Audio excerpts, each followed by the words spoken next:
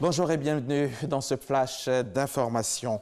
Amadou Gon Coulibaly est depuis hier à Bengourou dans le cadre d'une cérémonie d'hommage au président Alassane Ouattara. Une cérémonie organisée par la population de l'Indénié Djuablin. En marge de la célébration, le Premier ministre a été reçu au Palais Royal par le roi Nanamboa Kwasi III, à qui il a présenté ses civilités. Le reportage d'Herman Niamia, notre correspondant dans la région. Le Premier ministre Amadou Gon Coulibaly au Palais Royal de l'Indénié à Bengourou, présent dans la cité pour une cérémonie d'hommage au président de la République Alassane Ouattara, initiée par les élus et cadres de la région. Amadou Gon Coulibaly a tenu d'abord à présenter ses civilités au roi Nanamboa Kwasi III pour avoir ses bénédictions. Un geste fortement apprécié par la royauté qui n'a pas manqué de traduire sa gratitude au président Alassane Ouattara pour ses nombreuses actions de développement au profit de la région. Nous vous remercions pour cette marque de considération que vous manifestez à notre égard en nous rendant visite au Palais Royal. Tout le peuple indénien se sent très honoré. Excellence, Monsieur le Premier ministre, nous sommes très sensibles à cette visite. Amadou Gon Coulibaly, tout en traduisant sa reconnaissance au roi pour cet accueil chaleureux, a indiqué qu'il se sent chez lui dans l'Indénié.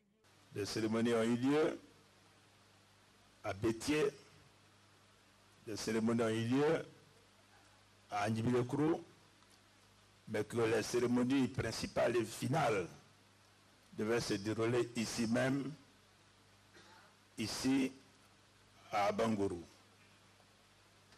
Je suis donc venu au nom du président de la République, le représenter, mais également transmettre tout son respect, toute son admiration à Sa Majesté. Dire que si tout ça a été possible, c'est également parce que notre pays donc, est en paix. Après cette rencontre avec le roi Nanamboa Kwasi III et sa notabilité, le Premier ministre Amadou Gon Coulibaly et sa délégation se sont dirigés vers le stade d'Abengourou où a lieu la cérémonie d'hommage au président de la République Alassane Ouattara. Après plus de 24 mois de travaux, l'échangeur de l'amitié ivoiro-japonaise est prêt à être livré. Le carrefour Solibra, comme les Ivoiriens l'appellent, aura un nouveau visage dès demain, car c'est ce lundi que le chef de l'État en personne procédera à l'inauguration de l'ouvrage qui viendra rendre encore plus fluide la circulation du côté sud d'Abidjan.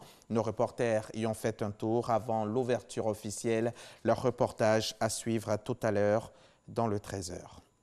Au Soudan, l'ancien président Omar el-Béchir a été condamné à 2 ans de détention en centre correctionnel pour personnes âgées pour corruption, quelques mois après sa destitution par l'armée sous la pression de la rue. Omar el-Béchir, 75 ans, destitué le 11 avril après 30 ans de pouvoir, était jugé par un tribunal spécial depuis le mois d'août pour fonds perçus de l'Arabie saoudite. Pour Human Rights Watch, cette condamnation n'aidera en rien les victimes des crimes commis par l'ex-président soudanais. Après 2 nuits de tractations intenses à Madrid, en Espagne, les quelques 200 pays signataires de l'accord de Paris tentaient toujours, ce dimanche 15 décembre au matin, d'éviter un échec de la COP25, pressée de toutes parts de répondre avec ambition à l'urgence climatique.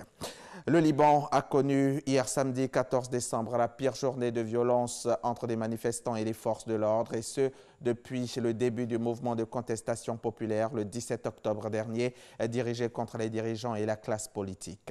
Un bilan provisoire fourni par la défense civile et la Croix-Rouge fait état d'une centaine de personnes soignées ou hospitalisées. Les forces de sécurité affirment que 20 agents ont été blessés.